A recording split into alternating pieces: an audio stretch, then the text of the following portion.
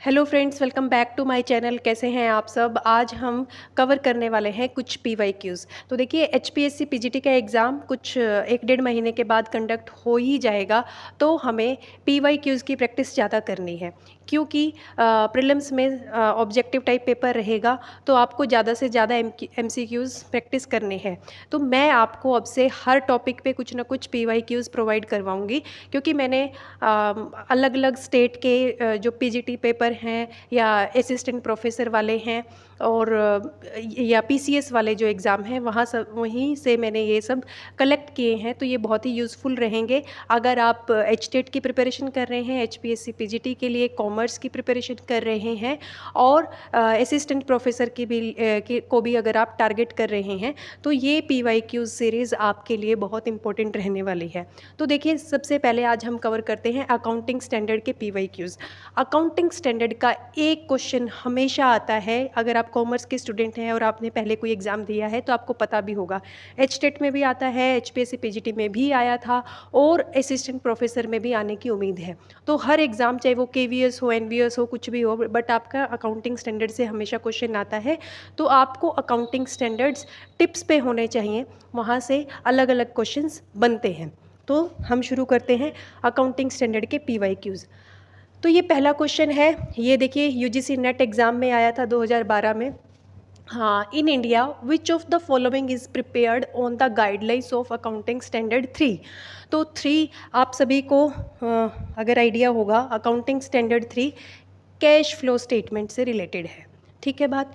Next question है, which accounting standard is used for depreciation accounting. तो ये है अकाउंटिंग स्टैंडर्ड 6 और इसको बाद में अकाउंटिंग स्टैंडर्ड 10 के साथ मर्ज कर दिया था। ये भी आपको ध्यान रखना है। और नेक्स्ट है, main objective of accounting standards is. तो आप सभी ऑप्शंस को देखिए और अपना भी एक अंदाज़ा लगाने की कोशिश कीजिए। बट इसका ऑप्शन ये रहेगा कि to harmonise the diversified accounting practices. आपको ये जो डाइवर्सिफाइड जो प्रैक्टिसेस है अकाउंटिंग में, उनको हार्मोनाइज करने के लिए हमें अकाउंटिंग स्टैंडर्ड्स की ज़रूरत पड़ती है। मेन ऑब्जेक्टिव इसका यही है।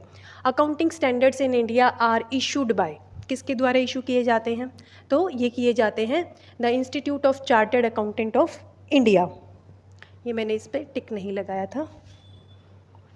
Accounting standard 6 is meant for, ये हमने अभी कवर किया था, तो ये फिर से अलग तरीके से क्वेश्चन बन के आ गया। ये है depreciation accounting. Accounting standard board of India was established in the year. Again ये देखिए, यूजीसी नेट में आया हुआ है, तो इसका रहेगा 1977। Which of the following items would be specifically included in the statement of cash flow constructed in compliance with accounting standard 3?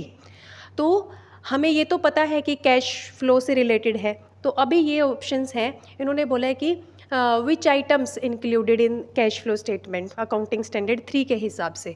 तो क्या conversion of debt to equity, acquiring an asset through lease, operating and non-operating cash flow information, purchasing a building by giving a mortgage to the seller।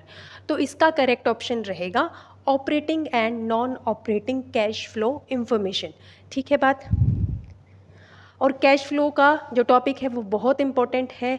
ये भी चाहे PYQs हों, MCQ form में question आए या फिर सब्जेक्टिव का question आए, ये चैप्टर बहुत इम्पोर्टेंट है और एचपीएससी पीजीटी के लिए आपको इस पर स्पेशल फोकस करना चाहिए। नेक्स्ट है, preparation of consolidated statement of accounts as per accounting standard 21। तो किसके लिए ये मैंडेटरी है? Mandatory for all listed companies. ठीक है। अकाउंटिंग स्टैंडर्ड 21, ये ध्यान रखना आप। Accounting standard relating to accounting policy is. तो अकाउंटिंग पॉलिसी से रिलेटेड अकाउंटिंग स्टैंडर्ड आपका है अकाउंटिंग स्टैंडर्ड 1। ठीक है बात। नेक्स्ट रहेगा, ये मैचिंग में क्वेश्चन बहुत बार आता है, यूजीसी नेट में भी और ये आपका एचटेट में भी और बाकी जितने भी टीचिंग रिलेटेड एग्ज़ाम हैं, मैचिंग में क्वेश्चन यूजुअली आने के चांस रहते हैं। तो अकाउंटिंग स्टैंडर्ड 1 का अभी हमने बताया था, इसका क्या रहेगा? Disclosure of accounting policy. तो इसका रहेगा 4th।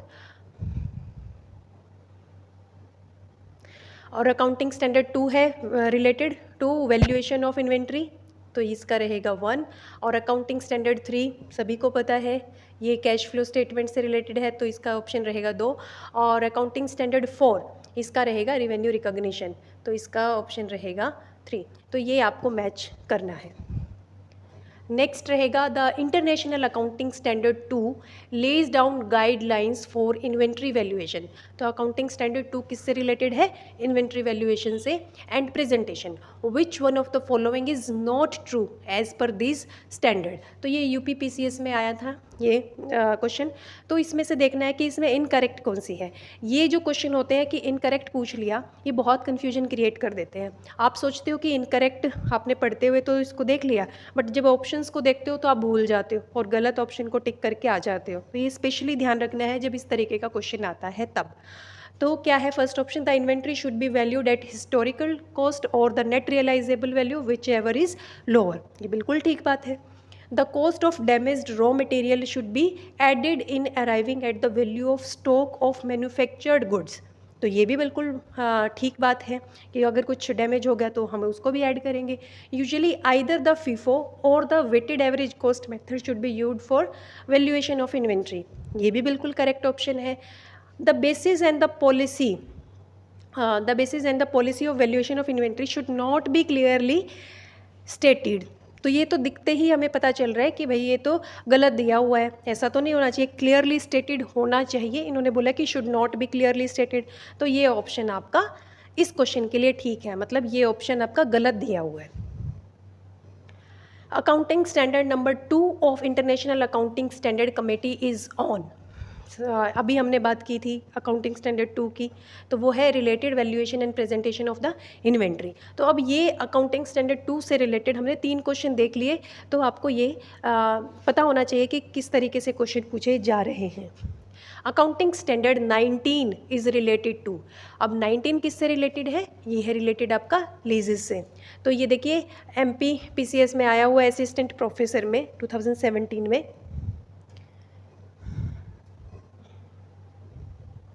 नेक्स्ट,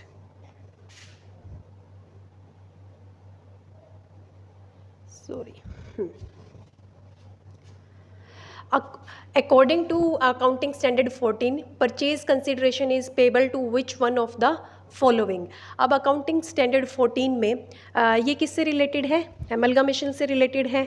और अमलगामेशन में हम कंसिडरेशन किसको देंगे? शेयर होल्डर्स को हम देंगे। तो ये थोड़ा सा घुमा के पूछा हुआ है, तो आपको थोड़ा सा उसका डिटेल भी पता होनी चाहिए। इस तरीके के क्वेश्चन करके आपको ये आप हैबिट में आ जाते हो कि क्वेश्चन को किस तरीके से टैकल करना है और किस फॉर्म में क्वेश्चन आपसे पूछा जा सकता है। अकाउंटिंग स्टैंडर्ड 14 इज़, ये सिंपल क्वेश्चन पूछा हुआ है, किससे रिलेटेड है? अमलगामेशन से रिलेटेड है। नेक्स्ट है the Indian accounting standard 10 is related to. तो जो इंडियन अकाउंटिंग स्टैंडर्ड 10 है वो किससे रिलेटेड है? वो आपका रिलेटेड रहेगा अकाउंटिंग फॉर फिक्स्ड एसेट। अब फिक्स्ड एसेट से अगर कोई भी आता है तो वो अकाउंटिंग स्टैंडर्ड 10 रहेगा। The first accounting standard issued by the accounting standard board of India. तो सबसे पहले वाला कौन सा है आपका? Disclosure of accounting policy. Next, ये question last year HPSC PGT के एग्ज़ाम में प्रीलिम्स में आया था और ये मैंने यहाँ पे डाल दिया है। ये देखिए इसमें मैचिंग में ही आया हुआ था। तो ये जो अकाउंटिंग स्टैंडर्ड 10, 16, 20, 26 ये भी इम्पॉर्टेंट है। अगर आपको 4 में से 2 अकाउंटिंग स्टैंडर्ड भी पता है, करेक्ट पता है, तो आप मैचिंग वाला क्वेश्चन ईजिली कर सकते हैं। तो मेनली आपको जो ज़्यादा रिपीट हो रहे हैं अकाउंटिंग स्टैंडर्ड उनको तो ज़रूर याद रखना है ताकि मैचिंग में क्वेश्चन आए तो आपको वहाँ पे हेल्प मिले। तो देखिए इंटेंजिबल एसेट्स के लिए कौन सा है? अकाउंटिंग स्टैंडर्ड 26, ये है fourth option. Property plant and equipment, इसके लिए क्या है? अब ये देखिए प्रॉपर्टी प्लांट एंड इक्विपमेंट ये क्या है? फिक्स्ड एसेट है। फिक्स्ड एसेट अकाउंटिंग स्टैंडर्ड 10 में आती है, तो इसका करेक्ट ऑप्शन रहेगा 1। बोरोइंग कॉस्ट, बोरोइंग कॉस्ट किस में आती है? Accounting standard 16। अगर ये नहीं भी याद होगा तो बाकी से आपको ये याद आ जाएगा। अर्निंग पर शेयर किससे रिलेटेड है? अकाउंटिंग स्टैंडर्ड 20 से रिलेटेड है। तो ये इजीली आपका क्वेश्चन आप कर सकते हैं। जब आपको पता चला कि इंटेंजिबल एसेट्स 26 में है तो उसमें 2 ऑप्शन थे, बी और सी। अब आपको ये देखना था कि सेकंड ऑप्शन तो दोनों में सेम है, थर्ड का पता चल जाए या फोर्थ का पता चल जाए तो आपका क्वेश्चन आप करेक्ट कर सकते हैं। तो आपको अगर दो सही से पता है तब आप इजीली उसको कर सकते हैं क्वेश्चन को। ठीक है बात। तो ये कुछ क्वेश्चंस थे जो वेरियस एग्ज़ाम्स में आए थे, PYQs हैं और ये बहुत इंपॉर्टेंट रहने वाले हैं आपके, और मुझे लग रहा है कि यहाँ से आपको बहुत हेल्प भी मिलेगी। हर टॉपिक को आप इजीली कवर करेंगे। तो आप अकाउंटिंग स्टैंडर्ड्स को एक बार गो थ्रू करके ये वाले क्वेश्चंस ट्राई करना, तो आपको डेफिनेटली यहाँ से क्वेश्चन आएगा तो वो आपका गलत नहीं होगा। वीडियो पसंद आए तो लाइक करें, शेयर करें। अगर कोई क्वेरी है तो कमेंट सेक्शन में आप पूछ सकते हैं, और वीडियो को ज़्यादा से ज़्यादा शेयर भी करें क्योंकि HPSC PGT का एग्ज़ाम आने वाला है। और हमारे चैनल से जुड़े रहने के लिए चैनल को सब्सक्राइब करना बिल्कुल ना भूलें। Thank you very much.